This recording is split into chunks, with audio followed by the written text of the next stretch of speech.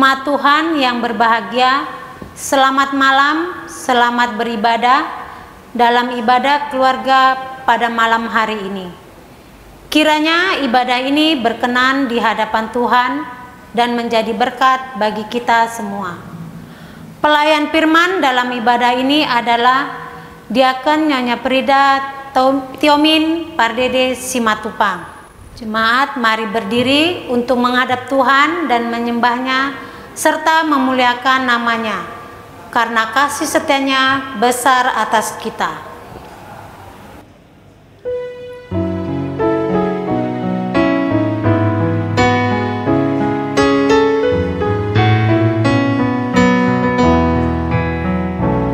Bernyanyilah orang percaya, bergemar dan gembira terus, terang Kristus tetap percaya di dalam berita kudus. Jemaat Tuhan yang terkasih, mari kita bersatu dalam doa. Ya Tuhan Allah, Bapa yang kami puji, sembah dan muliakan dalam nama Tuhan Yesus Kristus, kami bersyukur karena dari hari ke hari, dalam suka dan duka, Engkau selalu setia menjaga dan menolong kami. Engkau mengetahui semua kekurangan dan kelemahan kami, dan mengampuni segala dosa dan kesalahan kami. Kami bersyukur karena diberi kesempatan bersama keluarga kami untuk menghayati persekutuan dengan Tuhan dan sesama melalui nyanyian dan doa dan mendengarkan firman-Mu. Kuduskanlah ibadah kami ini ya Tuhan, serta karuniakanlah Roh Kudus-Mu untuk mengurapi kami semua. Dalam nama Yesus Kristus Tuhan kami, amin. Mari kita membaca Mazmur pasal 1 ayat 1 sampai 2 dengan bacaan Mazmur seperti biasanya.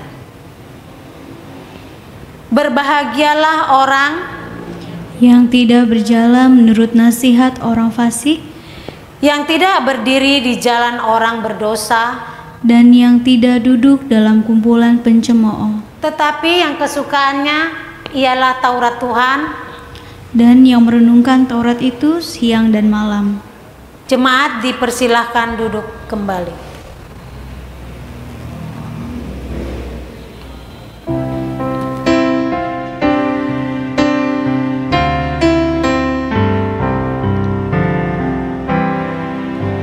Sabdamu abadi, sulur langkah kami yang mengikutinya, hidup sukacita.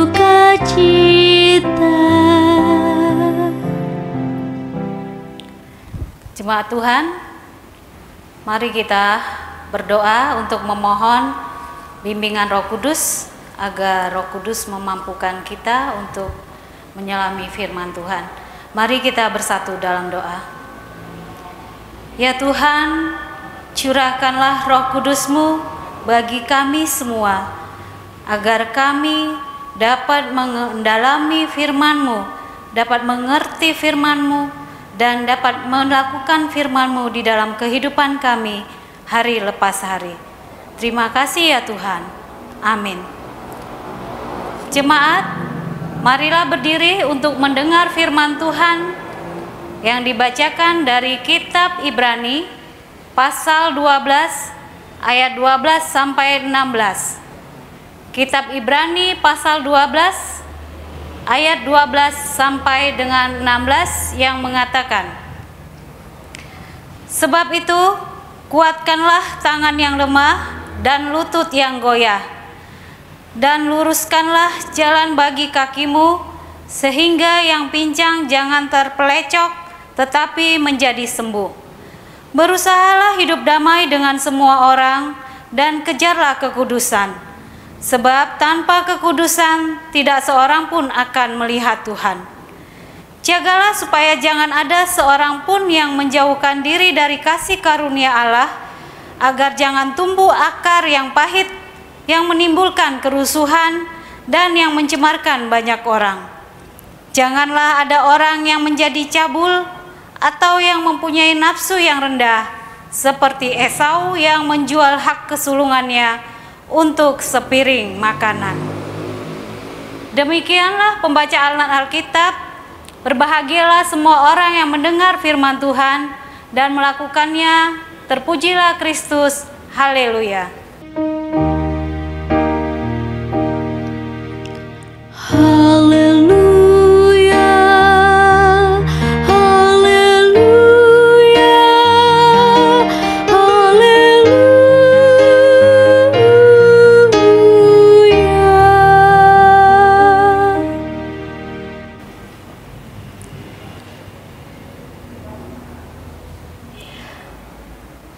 Selamat malam Bapak Ibu yang dikasihi Tuhan. Kita berjumpa kembali dalam ibadah keluarga pada malam hari ini. Tema dari Lembaga Alkitab mengatakan di sini bahwa nasihat supaya bertekun dalam iman. Nasihat dan keteladanan dibutuhkan orang untuk bersikap dengan benar di dalam hidupnya. Ibrani pasal sebelumnya mengatakan bahwa iman adalah sebagai dasar yang paling penting dalam kehidupan kita. Di sini yang menjadi pusat keteladanan kita adalah Yesus Kristus. Di pasal yang ke-12 ayat 2 sampai 3 dikatakan di sini, saya akan membacakannya untuk Bapak Ibu sekalian. Marilah kita melakukannya dengan mata yang tertuju kepada Yesus yang memimpin kita dalam iman dan yang membawa iman kita itu kepada kesempurnaan, yang dengan mengabaikan kehinaan tekun memikul salib ganti sukacita yang disediakan bagi Dia yang sekarang duduk di sebelah kanan tatah Allah. Ingatlah selalu akan Dia yang tekun menanggung bantahan yang sehebat itu terhadap dirinya dari pihak orang-orang berdosa, supaya jangan kamu menjadi lemah dan putus asa. Bapak Ibu, saudara-saudara yang dikasihi Tuhan, bacaan kita pada malam hari ini memberi kesan bahwa di sini adalah suatu pergumulan yang berat yang dihadapi oleh para pembaca surat Ibrani, yang mendorong mereka harus menunjukkan sikap bagaimana sikap sebagai anak-anak Tuhan.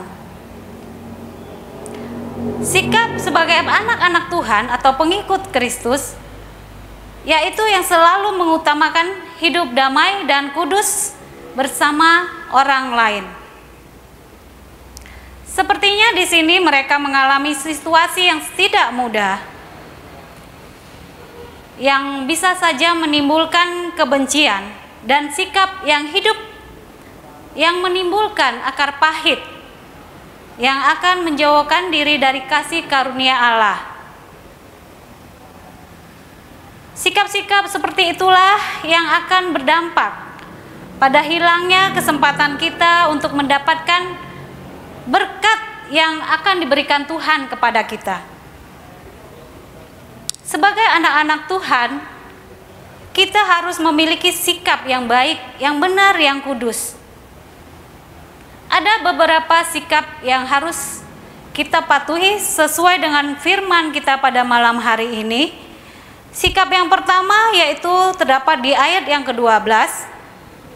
Kuatkanlah tangan yang lemah dan lutut yang goyah. Di sini dimulai dengan nasihat untuk menguatkan tangan yang lemah dan lutut yang goyah. Hal ini merupakan menjadi bagian dari kesiapan kita untuk menghadapi tantangan, untuk mengambil bagian dalam perlombaan iman kita.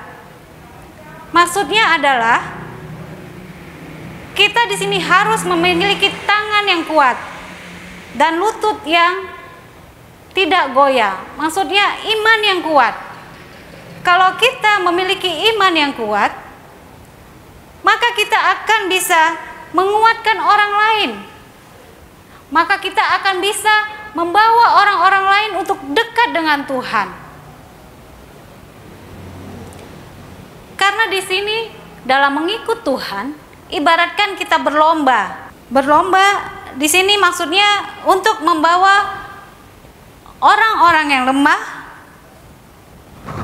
ke hadapan Tuhan. Nasihat yang kedua dikatakan di ayat yang ke-13, luruskanlah jalan bagi kakimu sehingga yang pincang jangan terpelecok tetapi menjadi sembuh. Di sini maksudnya merupakan dorongan bagi kita untuk menerima kondisi yang ada, ya, untuk menerima kondisi yang kita hadapi saat ini. Tapi bukan berarti Bapak Ibu kita pasrah, diam saja, tidak dapat melakukan apa-apa. Kita di sini bahkan dituntut untuk melakukan hal-hal yang baik gitu, tindakan yang baik yang menghasilkan kebenaran. Sehingga apa? Sehingga kita benar-benar berkenan di hadapan Tuhan.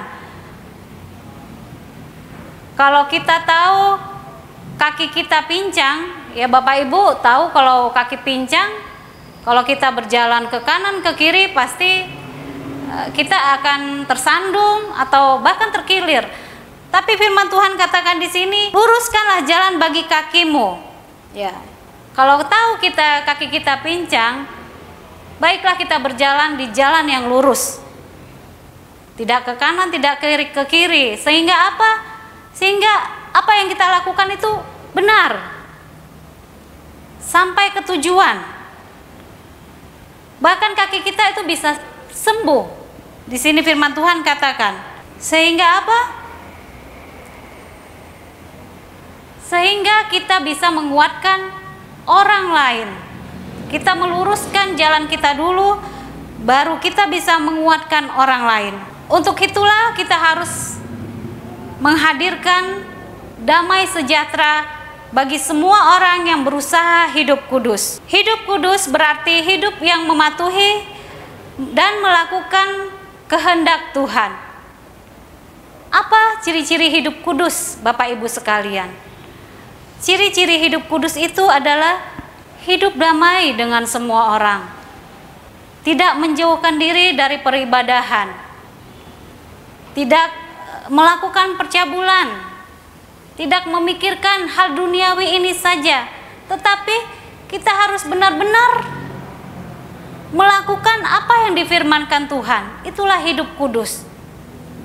Bukan cuman kita rajin membaca Alkitab, bukan, tetapi kita diharuskan untuk melakukannya, untuk melakukan firman Tuhan ini di dalam kehidupan kita sehari-hari. Bapak Ibu yang dikasihi Tuhan, penulis surat Ibrani memberikan dua arah perilaku hidup orang percaya yang harus ditunjukkan dalam kehidupannya di tengah-tengah dunia ini. Arah perilaku yang pertama adalah bersifat horizontal. Maksudnya di sini adalah hubungan kita dengan sesama kita. Arah perilaku yang kedua bersifat vertikal.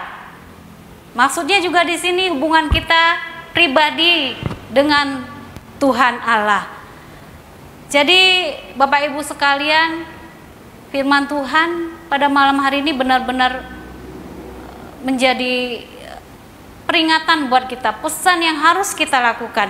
Hidup damai dan kudus untuk semua orang. Karena apa?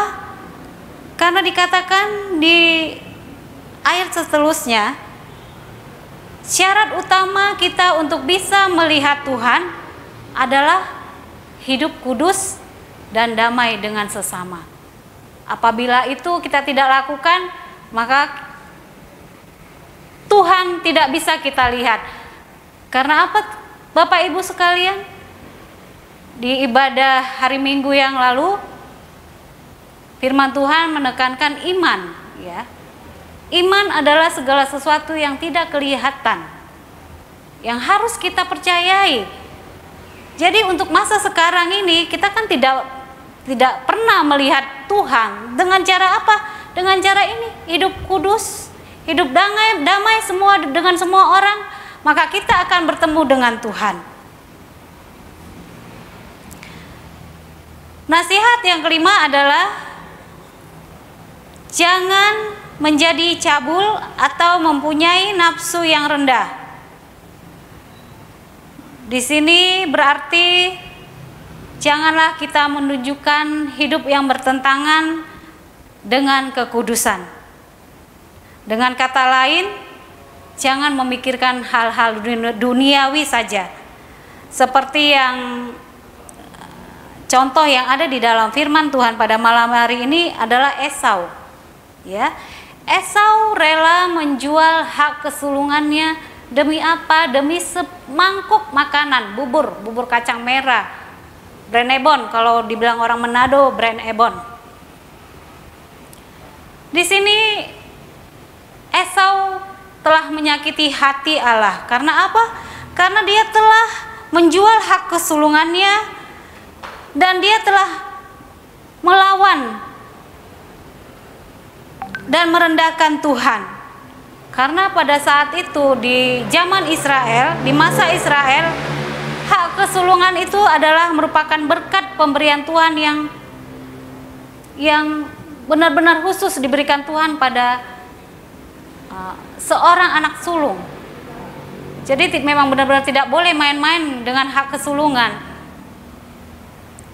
Jadi di sini Esau telah menjauhkan diri dari Tuhan. Demi apa? Demi keinginan hasrat hatinya, demi keinginan duniawi, demi nafsunya saja. Jadi Bapak Ibu yang dikasihi Tuhan, janganlah kita seperti Esau, dan tetaplah kita hidup kudus dan berdamai dengan semua orang. Apa pesan firman Tuhan pada malam hari ini bagi kita semua ya Bapak Ibu? Ada beberapa pesan firman Tuhan pada malam hari ini. Yang pertama adalah bersikap hidup benar, yaitu tidak menjauhkan diri kita dari kasih karunia Tuhan, sehingga kita dapat menghadapi segala persoalan dan tantangan hidup saat ini. Apalagi di saat ini kita benar-benar mengalami kehidupan yang luar biasa dengan dampak virus COVID-19 ini luar biasa yang kita rasakan. Semua drastis turun, perekonomian turun, semua terimbas. Jadi kita di sini diinginkan oleh Tuhan bahwa kita harus bersikap benar, ya, tidak menjauhkan diri dari kasih karunia Tuhan. Yang kedua, hidup damai dan kudus dengan sesama, dengan cara kita harus melekat, berakar di dalam Tuhan, merenungkan firman Tuhan setiap hari, melakukannya di dalam kehidupan kita setiap hari, terutama di tengah-tengah keluarga kita. Pesan yang ketiga, biarlah kita harus menjaga hubungan kita dengan sesama orang percaya, agar mereka juga tidak keluar dari lingkungan kasih karunia Tuhan. Dengan cara apa? Dengan cara kita saling memperhatikan, kita saling menasehati apabila ada yang salah, kita saling mendoakan satu dengan yang lain. Itulah cara kita menjaga hubungan kita dengan sesama orang percaya. Pesan yang keempat, kita harus menguatkan tangan yang lemah dan lutut yang goyah. Kita harus memiliki iman yang kuat sehingga kita dapat menolong orang lain untuk hidup dekat dengan Tuhan. Dan pesan yang terakhir adalah berserahlah kepada Tuhan. Kita tahu bahwa kita ini lemah, kita tahu bahwa kita masih ada kekurangan, maka kita diminta kepada Tuhan untuk kita serahkan semuanya kepada Tuhan. Bila kita percaya penuh kepada Tuhan, menanggalkan segala dosa kita dan hidup kudus dalam seluruh kehidupan, maka hidup kita pasti berkenan di hadapan Tuhan. Bila kita berkenan di hadapan Tuhan, kita pasti tidak ditolak saat kita menerima berkat dari Tuhan. Seperti di ayat yang ke-17 dikatakan, sebab kamu tahu bahwa kemudian ketika ia hendak menerima berkat itu, ia ditolak. Sebab ia tidak beroleh kesempatan untuk memperbaiki kesalahannya sekalipun mencarinya dengan bercucurkan air mata. Itulah akibat yang dilakukan Esau yang telah menjauh dari Tuhan. Dia tidak bisa menerima berkat lagi, walaupun dia bercucurkan air mata. Jadi Bapak Ibu, jangan kita lakukan itu. Jangan kita ditolak oleh Tuhan. Lakukanlah apa yang Tuhan katakan, hidup kudus dan damai dengan semua orang, sehingga kita bisa dekat dengan Tuhan. Tuhan memberkati kita. Amin.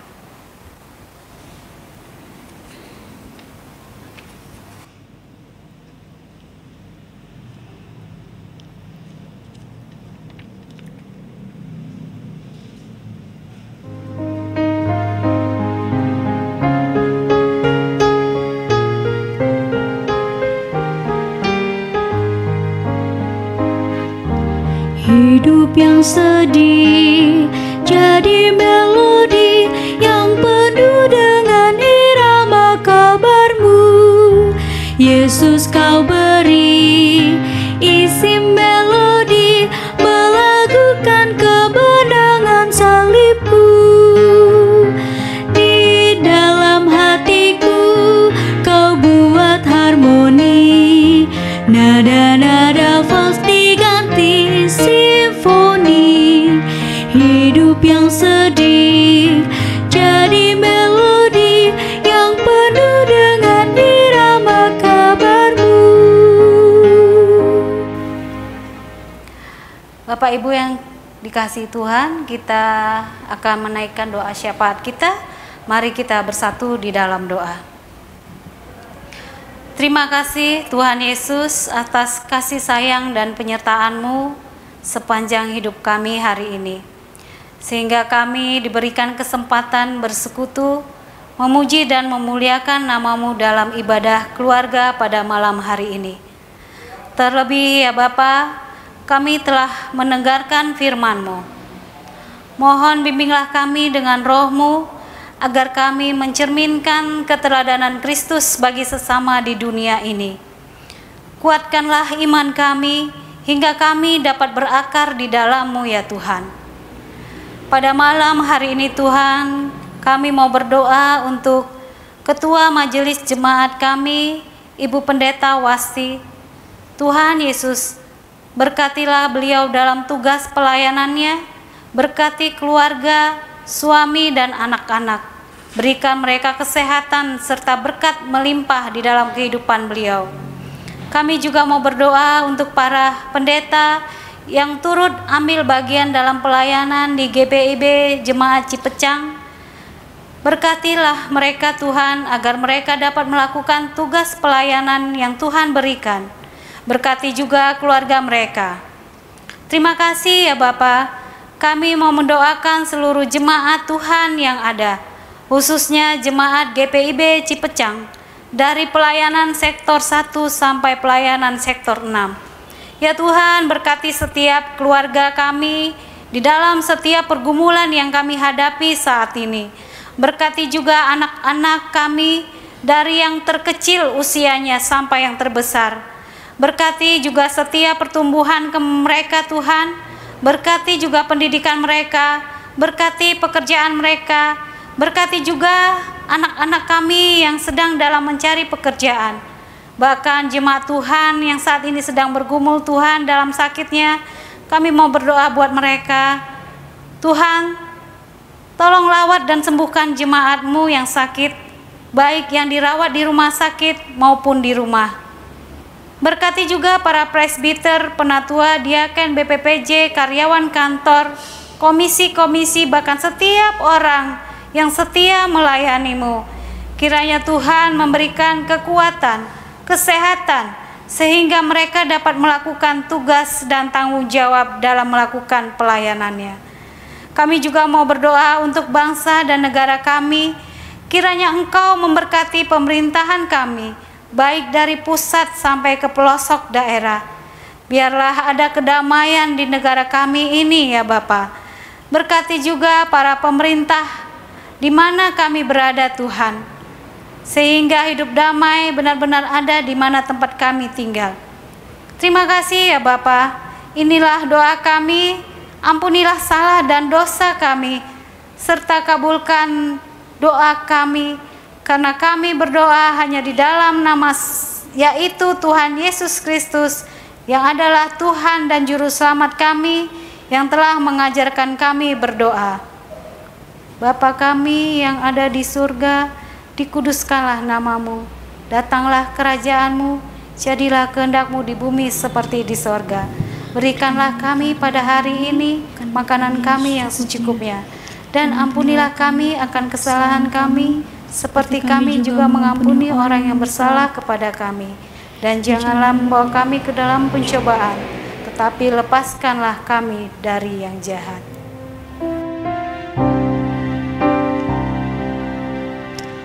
Karena Engkaulah yang empunya kerajaan dan kuasa dan kemuliaan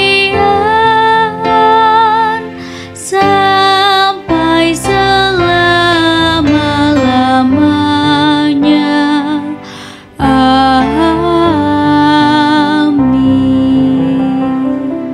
Jemaat terkasih, marilah kita mengucap syukur kepada Tuhan dengan memberi persembahan kepadanya.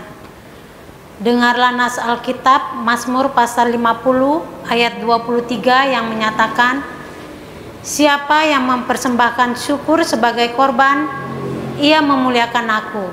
Siapa yang jujur jalannya, keselamatan yang dari Allah akan kuperlihatkan kepadanya. Tuhan memberkati saudara dan persembahan saudara.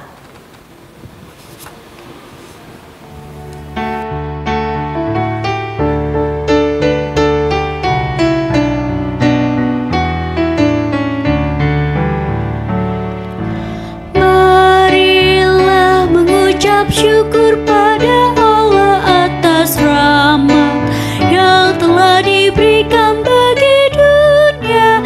Kristus telah berkorban bagi umat manusia. Marilah bersyukur, muliakanlah namanya.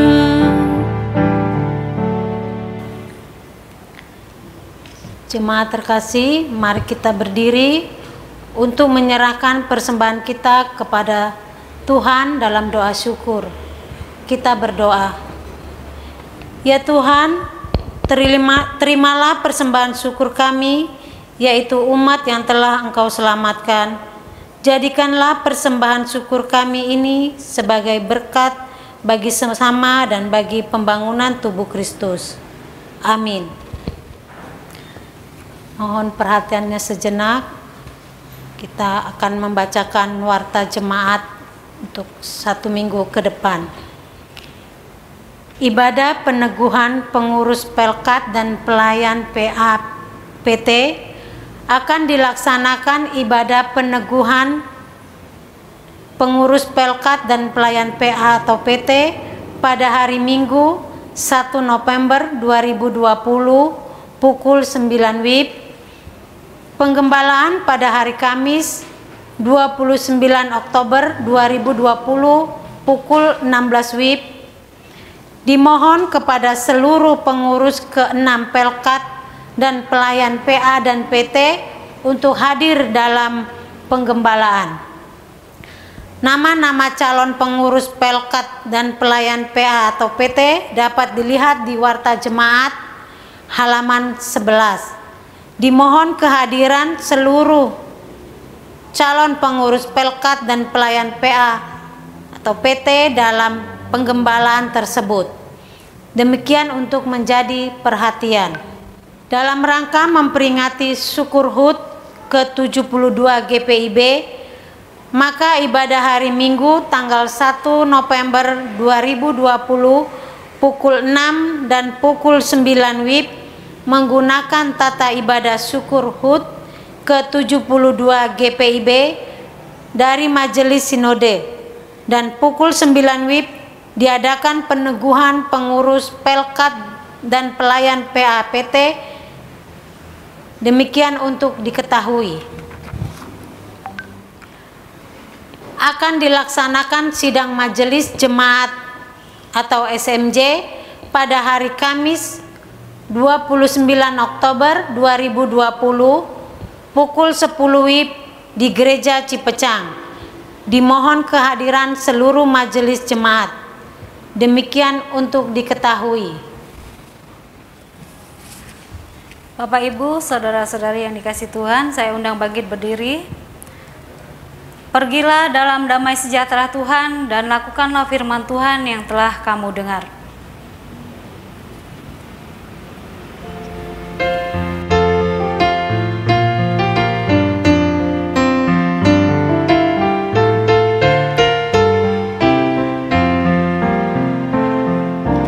Ku mau berjalan dengan juru selamatku di lembah berbunga dan berair sejuk. Ya, kemana juga aku mau mengikutnya, sampai aku tiba di negeri baka. Ikut, ikut, ikut Tuhan Yesus, ku tetap mendengar dan mengikutnya. Ikut, ikut, ikut Tuhan Yesus, ya kemana juga ku mengikutnya.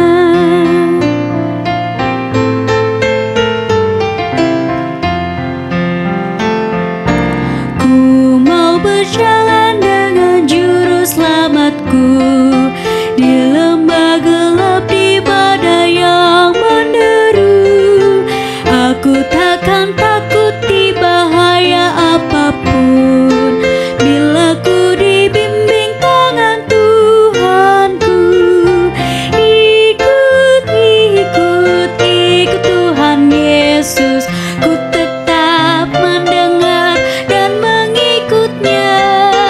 Ikut, ikut, ikut Tuhan Yesus, ya kemana juga ku mengikutnya.